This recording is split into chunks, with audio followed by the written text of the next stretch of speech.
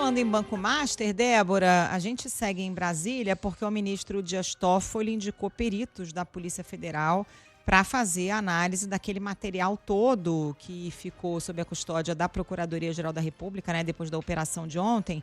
A Isa Staciarini tem os detalhes em Brasília. Oi, Isa, boa tarde. Pois é, Carol, segundo o recuo, né, repercutiu muito mal a decisão do ministro do Supremo Tribunal Federal, Dias Toffoli. Muito boa tarde a você, a Débora e a todos os nossos ouvintes.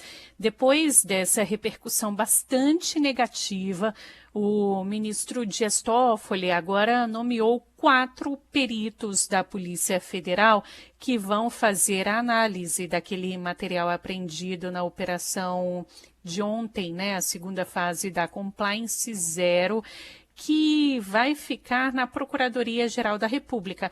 Mas nessa decisão de agora, Toffoli diz que eles vão ter livre acesso ao material apreendido e vão contar com o apoio da Procuradoria-Geral da República para fazer esse trabalho pericial. Por que eu disse que é o segundo recuo? Porque ontem, no dia da operação, Toffoli tinha determinado o acautelamento e a análise de todo esse material pelo Supremo Tribunal Federal, ou seja, todos esses objetos teriam de ficar restritos ao STF, mas depois ele voltou atrás e, em uma medida quase que inédita, disse que era o Ministério Público Federal que deveria analisar esses celulares apreendidos, mesmo sem nenhum pedido formal feito pelo Procurador-Geral da República, Paulo Gonet, para isso. E aí agora Toffoli determina e cita aqui o nome dos 4 peritos que vão até a Procuradoria-Geral da República fazer essa análise. Hoje, inclusive, a Associação dos Peritos Criminais divulgou uma nota em que manifestou preocupação com essa decisão, né, do ministro de encaminhar esse material para a Procuradoria-Geral da República, até porque é a Polícia Federal que faz essa análise. E aí os peritos disseram que essa medida poderia, inclusive, comprometer a preservação de vestígios importantes para a investigação, especialmente no que se refere à análise de dispositivos eletrônicos ainda ativos ou bloqueados. A associação ainda alertou que o envio dos materiais à Procuradoria-Geral da República poderia provocar alterações automáticas em sistemas operacionais, o que dificultaria ou até inviabilizaria a produção de provas técnicas.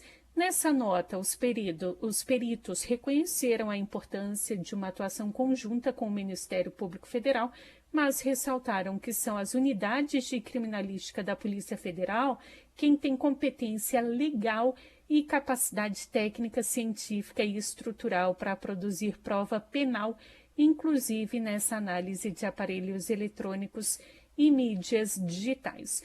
Só para encerrar, hoje pela manhã, o presidente Lula fez uma reunião com ministros, inclusive estava presente ali o presidente do Banco Central, Gabriel Galípolo, o ministro Alexandre de Moraes, que está essa semana na presidência do Supremo Tribunal Federal por ser uma semana ainda de recesso, e o Procurador-Geral da República, Paulo Gonet, além do diretor-geral da Polícia Federal, Andrei Rodrigues. E o tema do debate do Banco Master foi o eixo dessa reunião, ou seja, esse assunto entrou em pauta e foi discutido. Confirmação essa que veio do novo ministro da Justiça, Wellington César Lima e Silva, que inclusive toma posse nesse momento em uma cerimônia fechada no Palácio do Planalto. Carol e Débora. Ô, Isa, e no Senado vai ser criada uma comissão para monitorar esse caso do Banco Master? Isso, o presidente da Comissão de Assuntos Econômicos da CAI, né, o senador Renan Calheiros, assinou uma medida para instaurar um grupo de trabalho para acompanhar as investigações relacionadas ao Banco Master.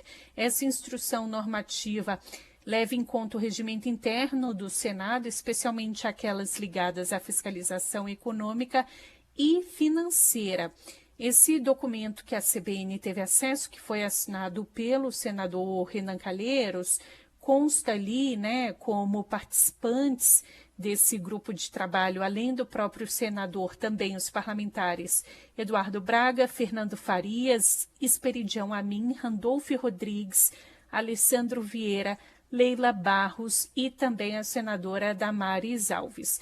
Esse grupo de trabalho vai ter ali poderes para organizar atos legislativos para acompanhar as investigações relacionadas ao Banco Master.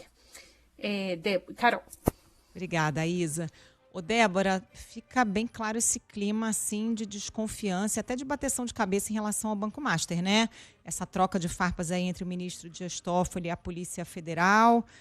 Ontem o ministro reclamou, disse que a Polícia Federal demorou até cumprir os mandados. Depois, nos bastidores, a Polícia Federal também teceu críticas aí ao ministro, né? Disse, inclusive, que já havia pedido de algumas medidas cautelares há cerca de um mês, mesmo antes do caso ser avocado ali pelo Supremo Tribunal Federal.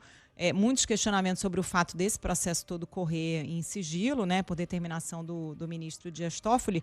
E mesmo em relação a essa reunião que a Isa citou, né, o ministro disse que esse tema do Banco Master foi tratado como eixo, né, o novo ministro da Justiça, mas depois a Secretaria de Comunicação da Presidência, a SECOM, contradisse, informou que esse caso do Banco Master não teria sido tratado na reunião.